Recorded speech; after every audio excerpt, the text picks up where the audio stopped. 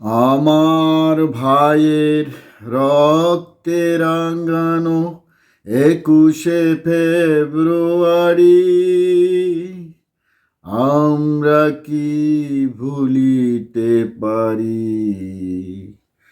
আমার ভাইয়ের রক্তে রাঙানো 21শে ফেব্রুয়ারি আমরা কি ভুলিতে পারি। প্রিয় দর্শক, আসসালামু আলাইকুম। আন্তর্জাতিক মাতৃভাষা দিবস একমাত্র পৃথিবীর ইতিহাসে বাংলা ভাষার জন্য বাঙালির অকুতোভয় বীর সন্তানেরা লড়াই করেছিল। 1952 সালের ভাষা আন্দোলন করে বাংলা ভাষাকে বিশ্ব দরবারে আন্তর্জাতিক মাতৃভাষা হিসেবে প্রতিষ্ঠিত করেছিল। সেই শহীদদের প্রতি সালাম, জব্বার রফিকদের প্রতি বিনম্র শ্রদ্ধা জানিয়ে আজকের এই ভিডিওটি শুরু করছি। ইতিহাসের দিকে ফিরে তাকাই, চলুন আমরা ইতিহাসকে একটু দেখি হালকাভাবে, তারপর আমরা বিশ্লেষণ করব। उर्दू ही पाकिस्तान की एकमात्र राजभाषा होगी। 1948 সালে রেস কোর্স ময়দানে গভর্নর মোহাম্মদ আলী জিন্নাহ এই ভাষণ যখন দেন, তখন পূর্ব বাংলার মানুষ টোটালি ক্ষোভে ফেটে পড়ে। রাষ্ট্রভাষা বাংলা চাই, আমাদের ভাষা বাংলা, উর্দু মানি না। এভাবেই সকলে রাস্তায় নেমে আসে নয়, এবং প্রতিবাদ বাংলা। জানায়। রাষ্ট্রভাষা বাংলা চাই। এরপর আমাদের 20শে ভাষা ফেব্রুয়ারি বাংলা 1952 চাই। সালে এভাবেই গ্রেফতার করা হয় অনেক আন্দোলনকারীকে। আর 21শে ফেব্রুয়ারি 1952 সালে রাস্তায় যখন আবারও জনগণ নেমে আসেন, তখন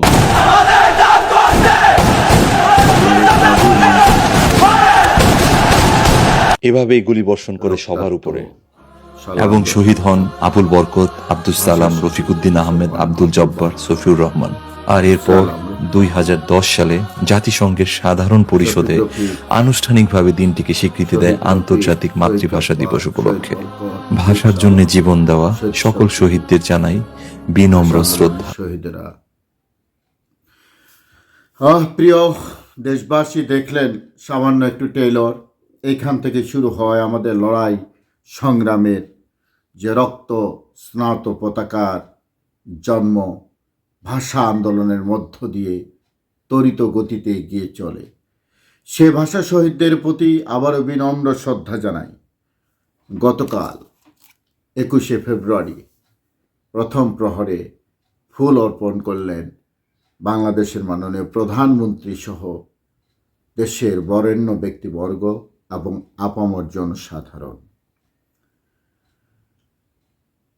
কিছু কিছু বিচ্ছিন্ন জায়গায় দুঃখজনক ঘটনা ঘটে গেছে, যেটা নতুন বাংলাদেশের বর্তমান মাননীয় প্রধানমন্ত্রী তারেক জিয়ার স্বপ্নের নতুন বাংলাদেশ গড়ার যে শপথ গ্রহণ করেছেন, সে দেশে এই ধরনের ঘটনা আমরা প্রত্যাশা করিনি।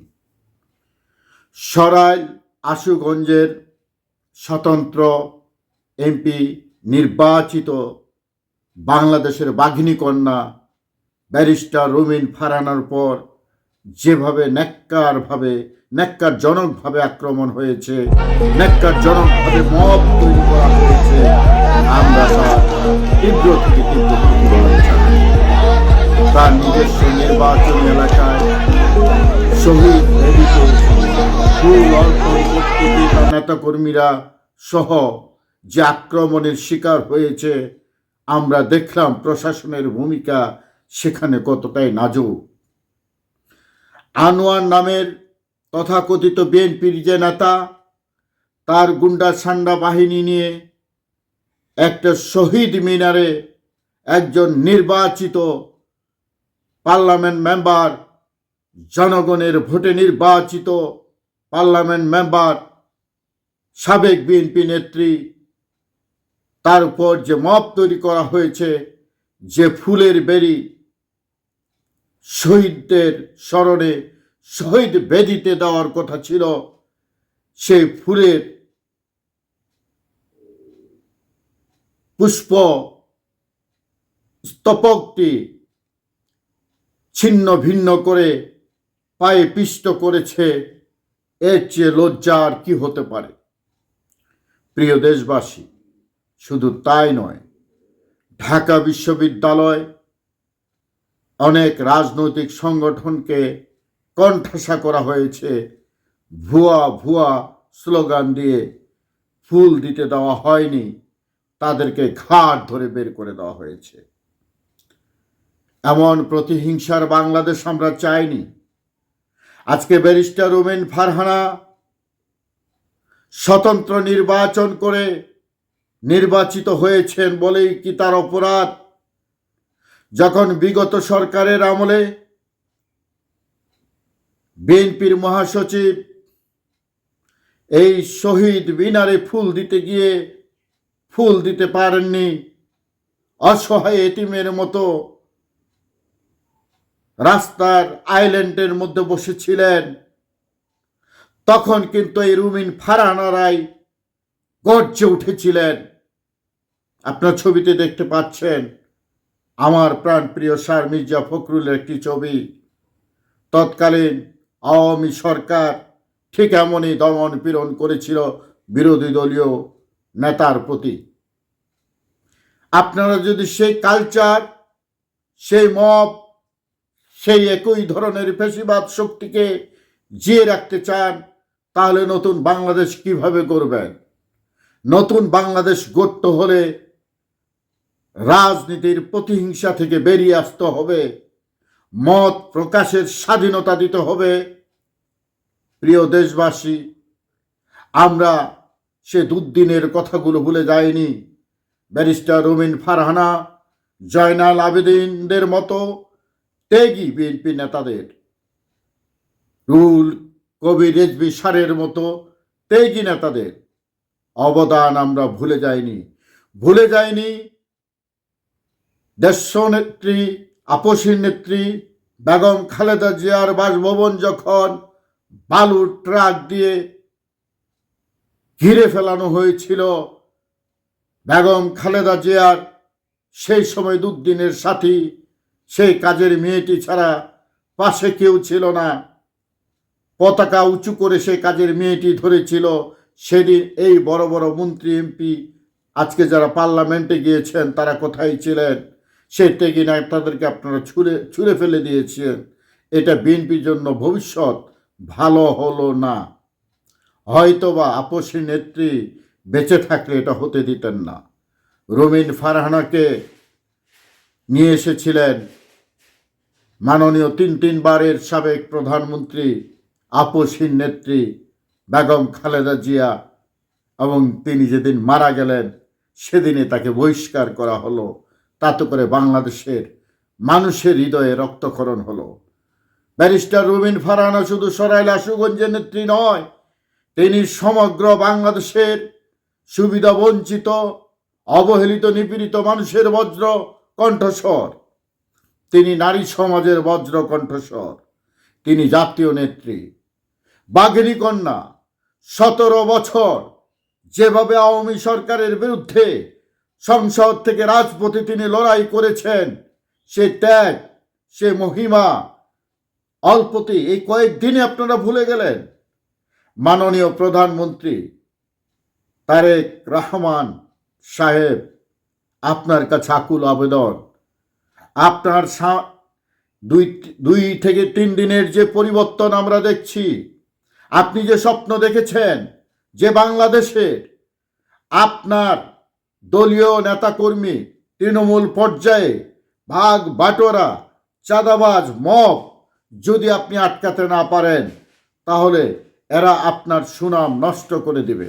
এখনই উচিত আপনার দৃষ্টি দেওয়া, এখনই উচিত এই ধরনের উচ্ছৃঙ্খল নেতাকর্মীকে বহিষ্কার করে আইনের আওতায় নিয়ে আসা। তবে আপনি একজন মহান নেতা হিসেবে আবির্ভাব হবেন। ইতিমধ্যে আপনার পদক্ষেপ আমরা সাধারণ জনগণ খুবই আবেগের সাথে গ্রহণ করেছি। আমরা স্বপ্ন দেখছি আপনার চোখে যে এবারে একটা আমূল পরিবর্তন হবে। এইবারই প্রথম ঢাকা বিশ্ববিদ্যালয়ের কেন্দ্রীয় শহীদ মিনারে 21শে প্রহর পালিত হলো ব্যতিক্রমভাবে, ম্যাজিক্যালভাবে। আপনার ফুল দেওয়া থেকে শুরু করে শহীদদের প্রতি শ্রদ্ধা এবং দোয়া আমাদের হৃদয় ছুঁয়ে গেছে। সেই সাথে 54-55 বছরের ইতিহাসে এই প্রথম আমাদের দেশের একটি বৃহত্তর রাজনৈতিক দল বাংলাদেশ জামাত ইসলামী শহীদদের বেদিতে, শহীদদের স্মরণে ফুল দিয়ে শ্রদ্ধা জানিয়েছেন। এটা অনেকেই নেগেটিভভাবে নিচ্ছেন, কিন্তু এটাকে আমি পজিটিভভাবে নিচ্ছি। এই বিজয় বাংলাদেশের, এই বিজয় স্বাধীনতার, এই বিজয় মুক্তিযুদ্ধের, এই বিজয় ভাষা শহীদদের। কারণ তারা এক সময় বলতো শহীদদের শহীদ বেদিতে ফুল দেওয়া না যায়। আজকে তারা সেখানে এতদিন পর সেকুলার বাংলাদেশ এবং বাংলাদেশের মুক্তিযুদ্ধের বা স্বাধীনতার পক্ষের মানুষের হৃদয়ের ভাষা বুঝতে পেরেছে। তাই তারা সেকুলার বাংলাদেশকে মেনে নিয়ে অতীত ইতিহাসকে মুছে দিয়ে নতুন বাংলাদেশ গড়ার সংকল্পে এগিয়ে যাচ্ছে। আমরা তাদেরকে সাধুবাদ জানাই, এটাকে আমরা ট্রোল না করি। প্রিয় মাননীয় প্রধানমন্ত্রী তারেক রহমান, আপনি হয়তো জানেন আপনার বাবা স্বাধীনতার ঘোষক। আপনি হয়তো জানেন তিনি একটি কথা বলেছিলেন, বহুদলীয় গণতন্ত্র প্রত্যাবর্তনের ক্ষেত্রে গণতন্ত্র হলো একটি ফুলের বাগান। সেই বাগানে নানান রকমের ফুল ফুটবে। যে কালারের ফুল ফুটুক না কেন, যে শ্রেণীর ফুল ফুটুক না কেন, যে জাতেরই ফুল ফুটুক না কেন, তাকে তার মতো ফুটতে দাও।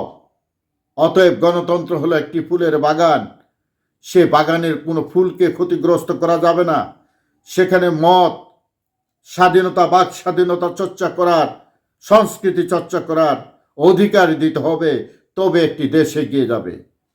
আপনারাও যদি সে অতীতের ইতিহাসকে ফিরে আনেন, বিরোধী দলকে দমন করেন, এটা তো অন্যায়। তারপর বাংলাদেশের যারা অগ্নি সন্তান, যারা বীর সন্তান, 21-এর এই দিনে যারা ভাষা শহীদ, ভাষা আন্দোলনের মিছিলে যারা শরীক হয়েছিলেন, মাওলানা ভাসানী থেকে শুরু করে বঙ্গবন্ধু শেখ মুজিবুর রহমান সহ, ওলিয়া হাজরা সহ, এমনকি তৎকালীন সময়ে ঢাকা বিশ্ববিদ্যালয়ের ছাত্র অধ্যাপক গোলাম আজম সাহেবরা সহ ভাষা আন্দোলনের পক্ষে রায় দিয়েছিলেন। একটা সময় যদিও এই গোলাম আজমরা মওদুদি রাজনীতির কাছে বিক্রি হয়ে বিকৃত ইতিহাস তৈরি করেছেন, সেটা ভিন্ন কথা।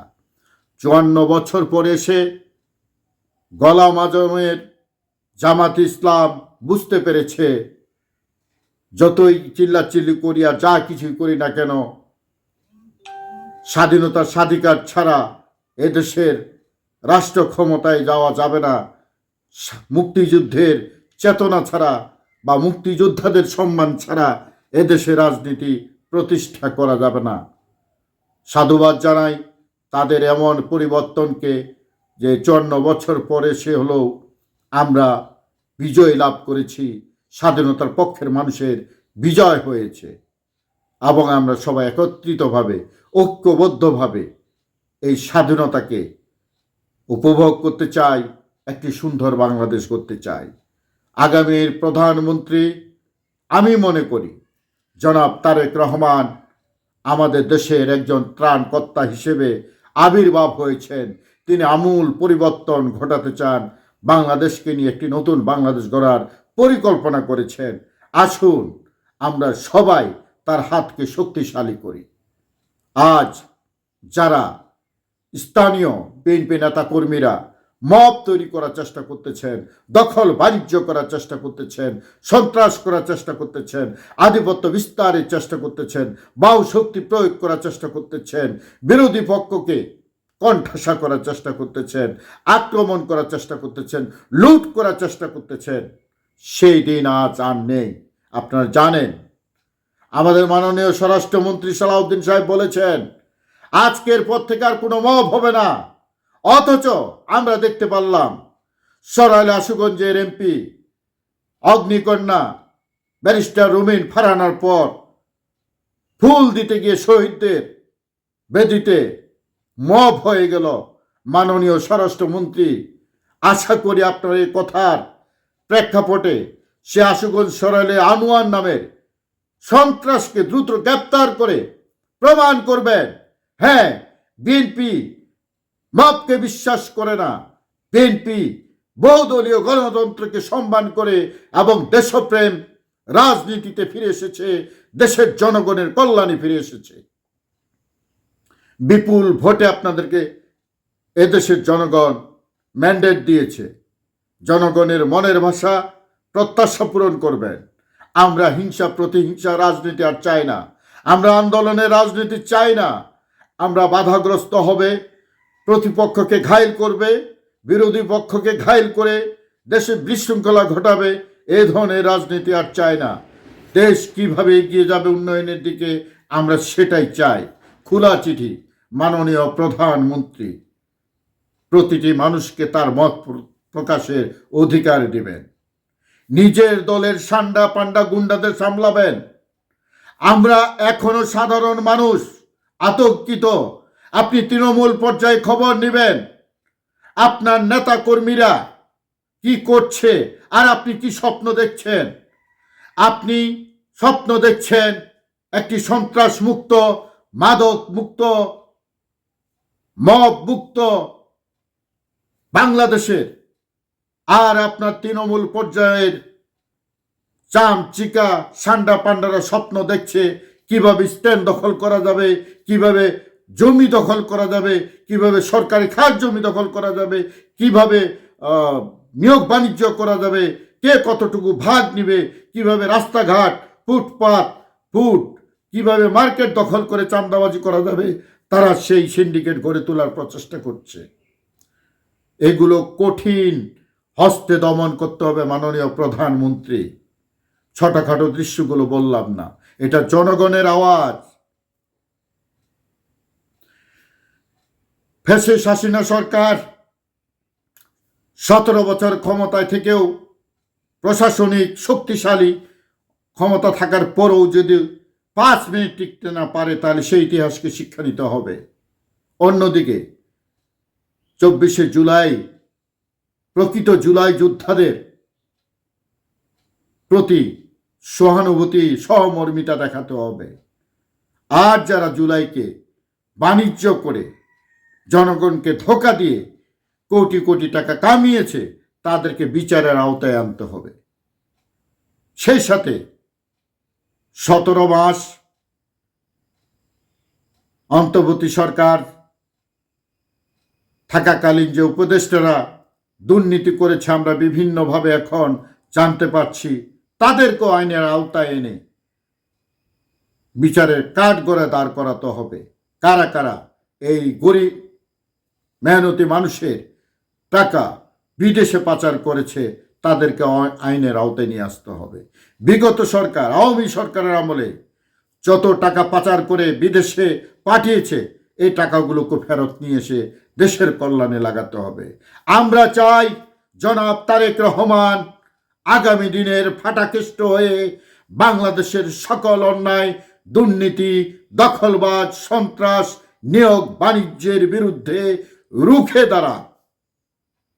2টি আইন যদি দ্রুত প্রয়োগ করা হয়, 1, আমলা এমপি মন্ত্রীরা দুর্নীতি করলে সঙ্গে সঙ্গে তার আইনি ব্যবস্থা নিয়ে কঠিন শাস্তির আওতা না হয়।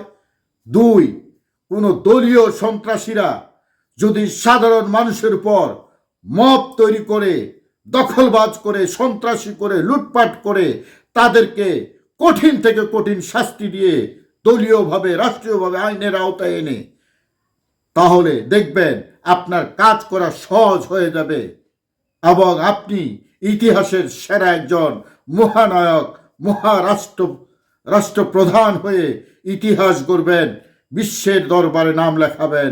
আমরা সে প্রত্যাশাই করছি।